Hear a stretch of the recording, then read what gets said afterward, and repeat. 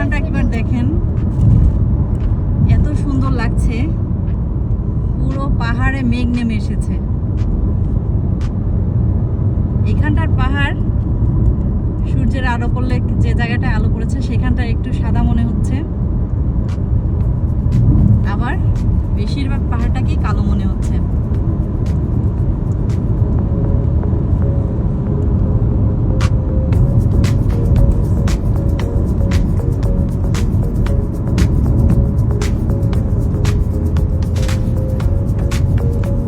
আর এই রাস্তাগুলো দেখেন, কোথাও উঁচু কোথাও নিচু,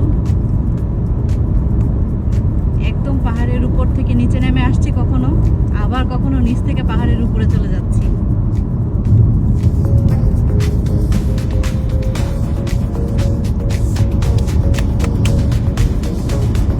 সামনে আবার সবুজ দেখা যাচ্ছে, সম্ভবত ওখানে খেজুর বাগান হবে। এখানে পাহাড়ের ফাঁকে ফাঁকে খেজুর বাগান দেখা যায়। ভাবতেই অবাক লাগে যে কিলোমিটার পর কিলোমিটার এখানে আমরা চলে এসেছি। এখানে দেখেন এই যে খেজুর বাগান, চলে এসেছি। ঘর বাড়ি তেমন একটা না দেখতে পারলেও দেখবেন এত সুন্দর রাস্তা,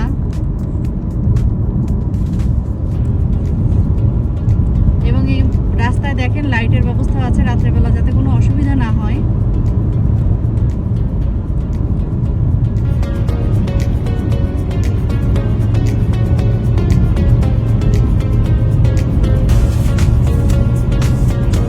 ছোট বড় অসংখ্য পাহাড় আর পাহাড়।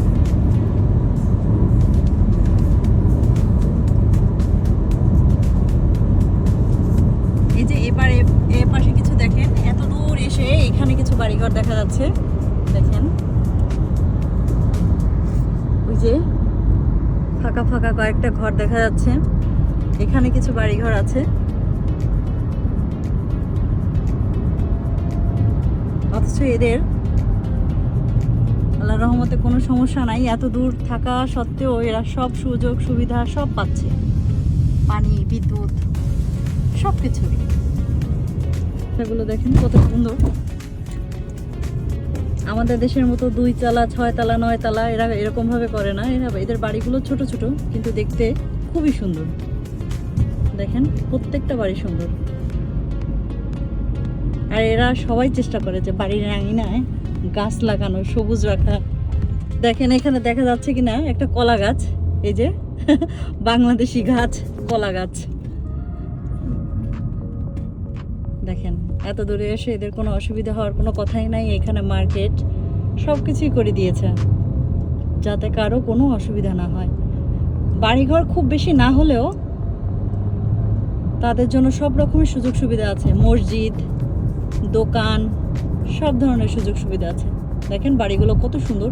ফুল গাছ দেখেন, এদের বাড়িতে ফুল গাছ, অন্য অন্য গাছ, ফলের গাছ, সব ধরনের গাছ এরা লাগাতে খুব ভালোবাসে।